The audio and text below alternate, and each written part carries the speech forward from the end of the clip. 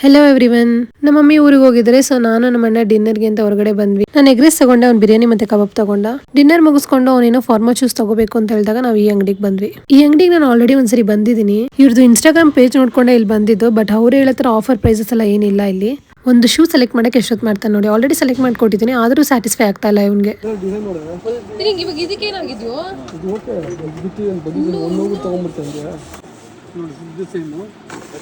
ಚೆನ್ನಾಗಿಲ್ಲ ಗುರುದು.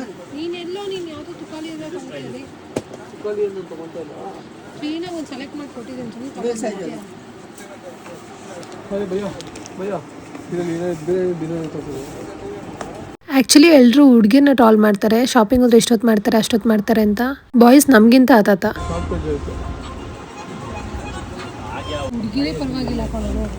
ಅಲ್ಲ ಇವಾಗ ಇದು ನಾನೇನು ಮಾಡಿದೆ, ಇವಾಗ ನೋಡಿದೆ ತೊಗೊಂಡು ಹೋಗ್ತಾ ಇದ್ದೀನಿ. ಹಂಗೆಲ್ಲಿ ತಗೊಂತಾ ಇದೆಯಾ? ಇನ್ನೊಂದು ನೋಡೋಣ, ಅಲ್ಲ ಕಣ್ಮುಂದೆ ಎಷ್ಟಿದೆ ನೋಡೋಣ ಅಂತ ಅಷ್ಟೇ. ನಿನ್ನ ಸೈಜ್ ಇರಬೇಕಲ್ಲ ಕಣ್ಮುಂದೆ ಅಷ್ಟಿದ್ರು.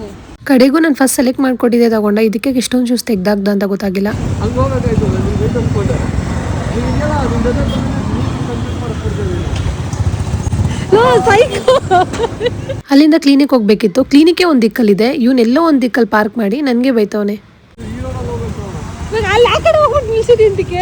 ಇವಾಗ ಇಲ್ಲ ಇಲ್ಲ ಇಲ್ಲ, ಇವಾಗ ಅಲ್ಲಿ ಕ್ಯಾಮ್ರಾ ಇದೆಯಲ್ಲ, ಸರಿ ಹೋಗ್ಬಿಡೋಣ. ಕ್ಯಾಮ್ರಾ ದಾಟ್ಕೊಂಡು ಬೈಕ್ ಹೋಗ್ಬಿಡೋಣ. ಸೈಕ್ ತಗೋರು ನೀನು. ಕ್ಯಾಮ್ರಾ ಇದೆ ಕಡೆ ಎಲ್ಲ ಕಡೆ. ನೀನು ಕರ್ಕೊಂಬಂದಾಗಲ್ಲ ಹಿಂಗೆ ಕಡೆ ಇದೇ ಕಡೆ ಕಟ್ಟೆ. ಏನಾಯ್ತು ಇವಾಗ? ಅಪಾಯಿಂಟ್ಮೆಂಟ್ ತೊಗೊಳ್ಳೋದು ಹತ್ರ ಕ್ಲೋಸ್ ಮಾಡ್ಬಿಟ್ಟವ್ರಾ? ನನಗೆ ಕೈಯಲ್ಲಿ ಈ ಥರ ಸ್ಕಿನ್ ಅಲರ್ಜಿ ಇರೋದ್ರಿಂದ ಕ್ಲಿನಿಕ್ ಹೋಗೋಣ ಅಂತ ಹೋದ್ವಿ.